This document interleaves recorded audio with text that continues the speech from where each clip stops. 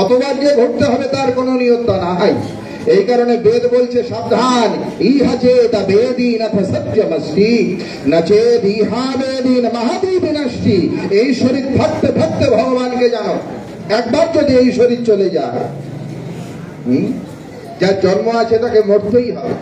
শ্রীমদ্ ভগবত গীতার 2য় অধ্যায়ের 27 নম্বর শ্লোকে ভগবান কৃষ্ণ বলছেন, জাতস্য হি ধ্রুবে মৃত্যু ধ্রুবম জন্ম মৃতস্য যা তস্মাৎ পরিহার্যার্থেন তং শুচিতুমর্হসি। হে অর্জুন, যার জন্ম হয়েছে সে মরবেই।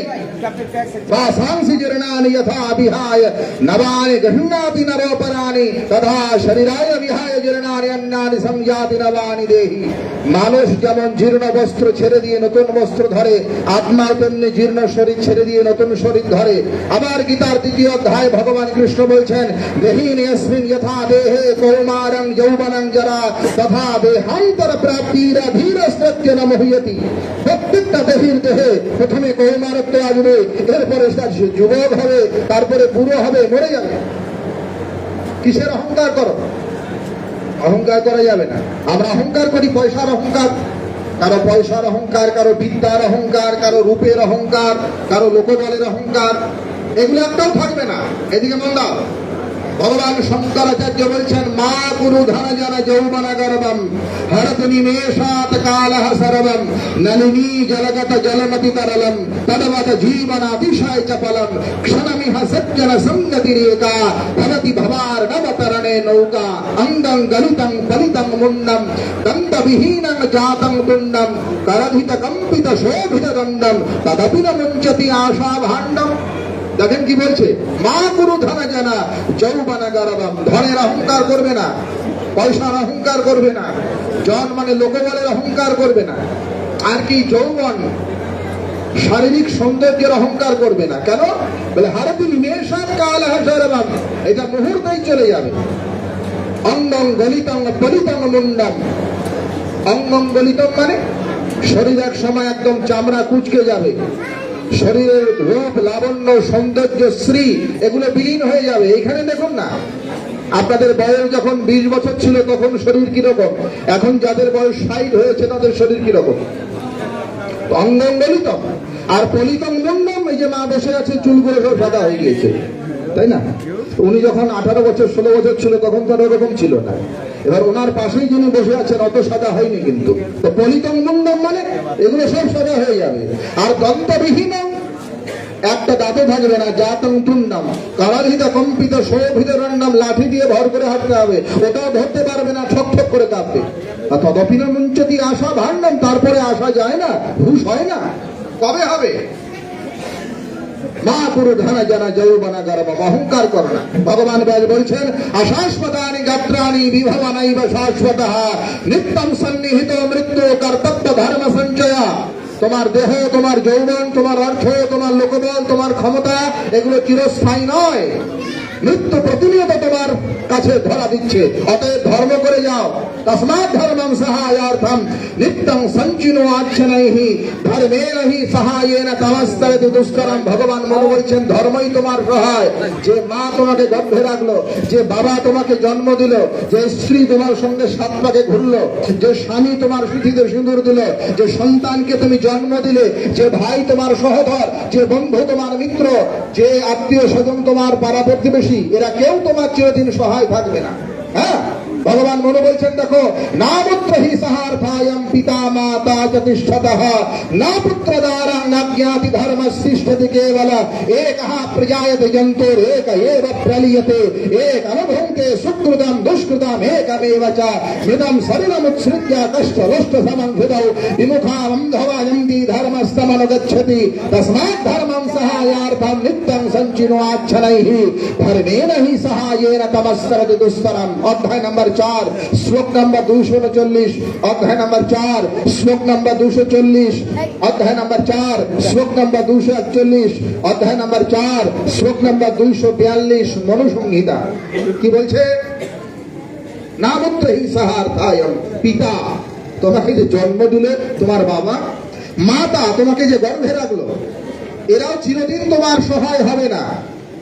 তোমার স্ত্রী চিরদিন সহায় হবে না, তোমার ছেলে এও চিরদিন সহায় হবে না, তোমার বন্ধু এও হবে না। একাহা প্রজায়ত যন্তর একা এব প্রলিয়তে। যখন পৃথিবীতে এসেছো একা এসেছো, আর যখন যাবে তো একাই যেতে হবে। আর এক অনুভূতে সুকৃতাম দুষ্কৃতাম একামেবাচা। এই পৃথিবীতে জন্ম নেবার পরে যদি কোনো পুণ্য করো, সেই সুকৃতির ফল তুমি একা পাবে। আর জন্ম নেবার পরে যদি কোনো পাপ করো, সেই পাপের ফলও তোমার একাই ভোগ করতে হবে। রত্নাকরের খবর জানেন না? দস্যুগিরি করতো। ওকে যখন নারদ বলছে তুমি যে দস্যুগিরি করো, মানুষকে লুট করো, কেন করো? রত্নাকর বলছে আমি বাবাকে খাওয়াই, মাকে খাওয়াই, বউকে খাওয়াই, ছেলেকে খাওয়াই। বলে তুমি যে পাপগুলো করো, তুমি জানো না এতে পাপ হয়? বলে হ্যাঁ পাপ হয়, কিন্তু আমার পরিবারকে তো পালন করতে হয়।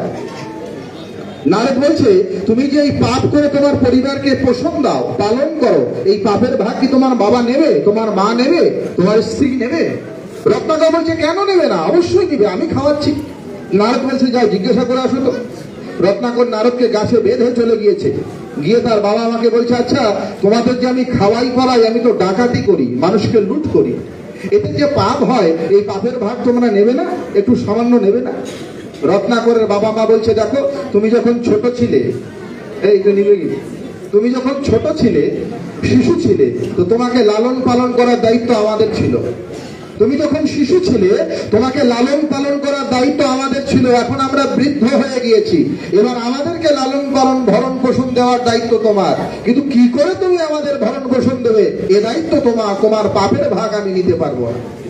তার স্ত্রীর কাছে গিয়েছে আচ্ছা তোমাকে যে 7 পাপ প্রতিজ্ঞা করে আমি বিয়ে করলাম, তোমার ভরণ পোষণ করতে গিয়ে আমি চুরি করি, আমি ডাকাতি করি, মানুষকে লুট করি, আচ্ছা তুমি কি পাপের ভাগ নেবে না? রত্নাকরের স্ত্রী বলছে না না না, ওই বিয়ের সময় তো বলেছো যে আজ থেকে তোমার ভরণ পোষণ, তোমার ভাত, তোমার কাপড়, এ দায়িত্ব আমি নিলাম, তো আমাকে কি করে ভরণ পোষণ করবে ওটা তোমার ব্যাপার, কিন্তু তুমি যদি পাপ করে থাকো সেই পাপের ভাগ আমি নিতে পারবো না। একে একে তার ছেলের কাছে গেল, যত কেউ তার পাপের ভাগ নিল না। নারদকে সে বলছে ঠিকই বলেছেন আপনি, পাপের ভাগ কেউ নেয় না। ভগবান মনু বললেন এই কারণেই একাহা প্রজায়তে জন্তুর একা এর প্রলিয়তে এক অনুভূতে সুকৃতম দুষ্কৃতাম একামেবাচা। পৃথিবীতে জন্ম নেওয়ার পরে যদি পাপ করো সেই পাপের ফল তোমার একাই ভোগ করতে হবে, যদি পুণ্য করো সেই পুণ্যের ফল তোমার একাই ভোগ করতে হবে। আর মৃতং শরীরম উৎসজ্জা কাষ্ঠ লষ্ট ফলাংশ দাও, মরে গেলে হয় তোমাকে আগুনে পুড়িয়ে দেবে, আর না হলে মাটিতে পুঁতে রাখবে। আগুনে পোড়ায়, একে বলে দাহ ব্যবস্থা। কি বলে? দাহ ব্যবস্থা। মাটিতে মৃত সমাধি দেওয়া হয়। তা আমাদের ধর্মশাস্ত্রে মাটিতে রাখারও বিধান আছে, আবার আগুনে দাহ করারও বিধান আছে, কিন্তু কার জন্য কোনটা ওটা জানা লাগবে। অধিকার অনধিকার ভেদে কর্ম হবে। মাটিতে কাদের কাদের সমাধি দিতে হয়? মনুসংহিতার 5ম অধ্যায়। 2 বছরের নিচে যদি কোনো ছেলে বা মেয়ে, বালক বালিকা, বয়স 2 বছরের কম, এমন যদি কোনো শিশু মারা যায় তাহলে তার অগ্নিদাহ করা যায় না। বুঝা গেল? 2 বছরের নিচে যদি কোনো শিশু মারা যায় তাহলে মাটিতে ভূপ্রতিথ করে রাখতে হয়, অথবা দাঁত ওঠে নাই এমন অবস্থায় যদি কোনো শিশুর মৃত্যু হয় তাকে ভূপ্রতিথ মাটিতে রাখতে হয়। আর কার? সন্ন্যাসী যারা, আমাদের ধর্মে 4টা আশ্রম আছে, ব্রহ্মচর্য, গার্হস্থ, বানপ্রস্থ আর সন্ন্যাস। তো সন্ন্যাস আশ্রমে যারা আছে পরমহংস স্তরে মহানির্বাণ তন্ত্রে বলছে যে সন্ন্যাসিনাং মৃতং কায়ং দাহয়ন্ন কদাচনা। বলে সন্ন্যাসীদেরও শরীরকে দাহ করা উচিত নয়, ওদেরকেও মাটিতে